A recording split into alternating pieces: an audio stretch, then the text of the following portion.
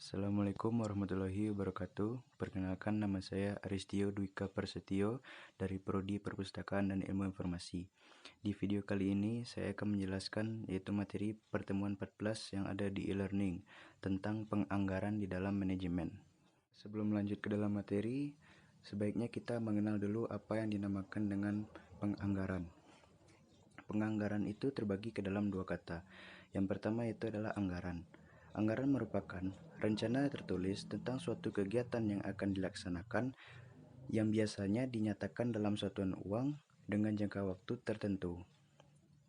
Berikutnya adalah penganggaran.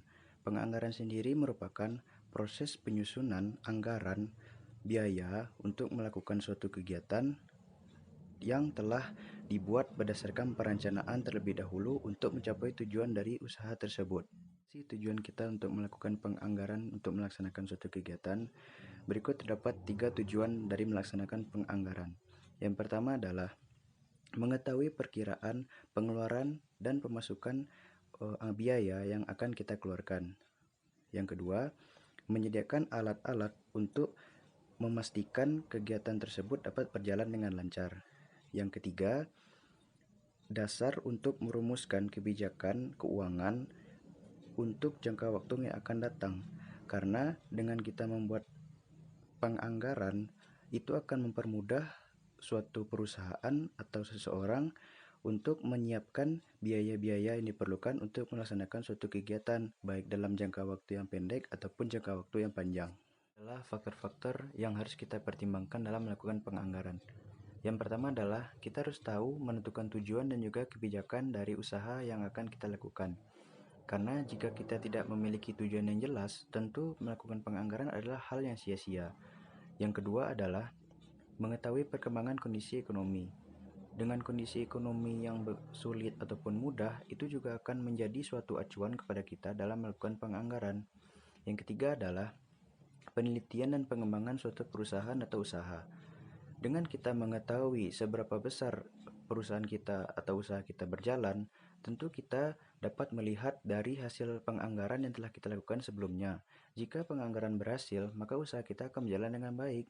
Namun, jika penganggaran tidak berjalan dengan lancar, tentunya hal tersebut harus segera dievaluasi kembali agar usaha atau perusahaan dapat berjalan dengan normal kembali. Adalah syarat untuk menyusun anggaran. Yang pertama adalah realistis. Perusahaan atau seseorang harus memiliki pikiran yang realistis atau sesuai dengan kenyataan. Jadi tidak melebih-lebihkan atau mengurangi biaya produksi sehingga kegiatan usaha dapat terus berjalan dengan baik. Yang kedua adalah luas atau tidak kaku. Luas atau tidak kaku di sini maksudnya adalah dengan penganggaran, maka suatu perusahaan atau seseorang dapat memenuhi di berbagai bidang-bidang lain. Jadi tidak hanya terpaku di dalam satu sektor saja. Yang ketiga adalah berkesinambungan. Hal ini sangat berkaitan dengan faktor-faktor yang perlu dipertimbangkan dalam penganggaran tadi. Mengapa demikian? Karena dengan sifat yang berkesinambungan ini, kita harus terus memperhatikan perkembangan ekonomi yang ada. Jika sedikit saja ketinggalan informasi tentang masalah ekonomi, tentu ini akan menjadi hal yang sulit ke depannya dalam melakukan penganggaran suatu perusahaan atau usaha yang dimiliki oleh seseorang. Berikut terdapat 4 teknik yang dapat kita lakukan untuk menyusun penganggaran. Yang pertama adalah line item budgeting. Pada program ini, penganggaran dilakukan dengan cara menetapkan batasan yang telah disesuaikan dengan tujuan perusahaan.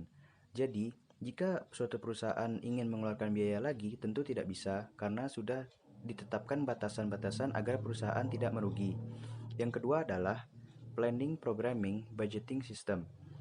Pada program ini, penganggaran dilakukan berdasarkan program-program yang telah disusun pada tahap planning.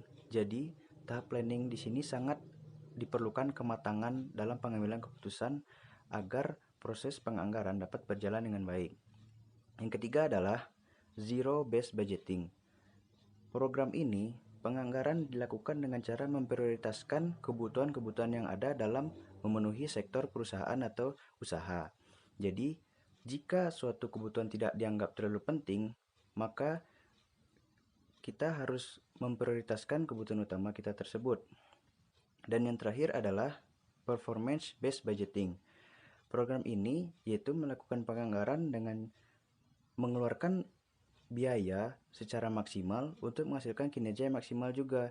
Jadi kita tidak perlu pusing dengan biaya yang keluar, karena jikapun biaya kita keluar dengan lebih, namun kita puas dengan hasil kinerja yang kita terima dari pengeluaran biaya tersebut. Lalu bagaimanakah cara menyusun anggaran yang baik dan benar? Berikut terdapat beberapa langkah yang dapat kita lakukan agar proses penganggaran dapat berjalan dengan baik. Yang pertama adalah menyusun anggaran sesuai dengan kebijakan pemimpin. Jadi, pemimpin sebuah perusahaan tentunya memiliki wewenang yang lebih tinggi daripada kita untuk menentukan apakah langkah yang terbaik dalam melakukan penganggaran dalam suatu perusahaan. Yang kedua adalah membuat proposal anggaran. Jadi, ketika pimpinan sudah setuju dalam proses perencanaan, tentu langkah selanjutnya adalah kita membuat proposal anggaran yang sesuai dengan apa yang diperintahkan oleh pemimpin perusahaan. Yang ketiga adalah negosiasi.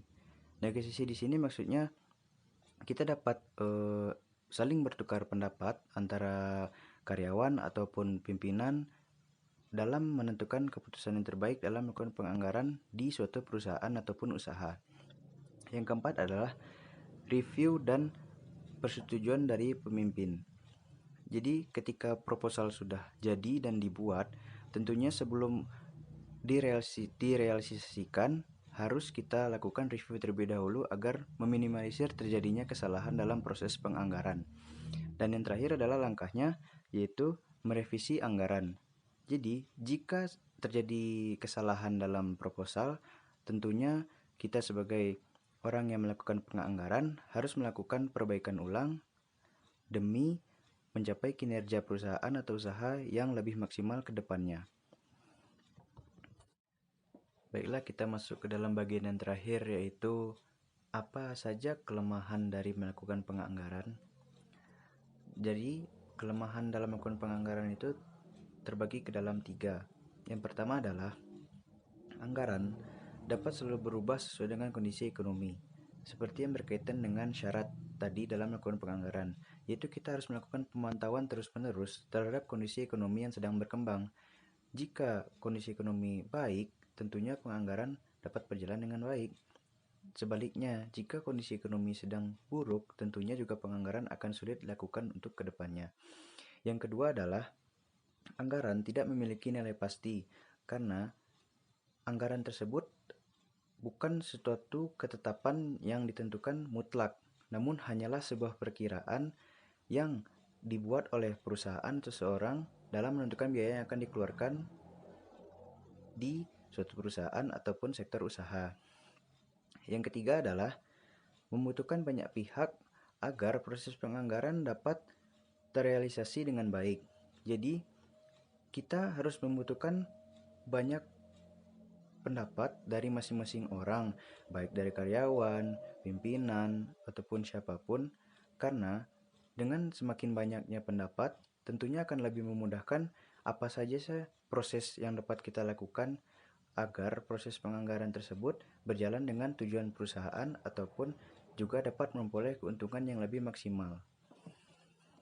Kesimpulan yang bisa saya ambil dari materi penganggaran dalam manajemen ini adalah dengan adanya penganggaran, baik dalam suatu perusahaan ataupun usaha pribadi yang dilakukan oleh seseorang, itu akan lebih memudahkan mereka dalam menentukan biaya awal yang dapat mereka keluarkan untuk menjalankan suatu usaha. Karena jika kita mengetahui tahap awal dalam mengeluarkan biaya, tentunya kita akan lebih mudah untuk menentukan biaya-biaya yang akan kita keluarkan dalam tahap-tahap selanjutnya. Jadi penganggaran ini merupakan proses yang penting dilakukan oleh pihak perusahaan ataupun pribadi demi terciptanya keuntungan yang lebih maksimal dan juga kinerja yang lebih efektif dan juga efisien. Baiklah, itu adalah materi yang bisa saya sampaikan di dalam video ini. Semoga materi yang saya sampaikan bisa dapat dipahami oleh penonton semua. Mohon maaf apabila ada kesalahan, saya pamit undur diri. Wassalamualaikum warahmatullahi wabarakatuh.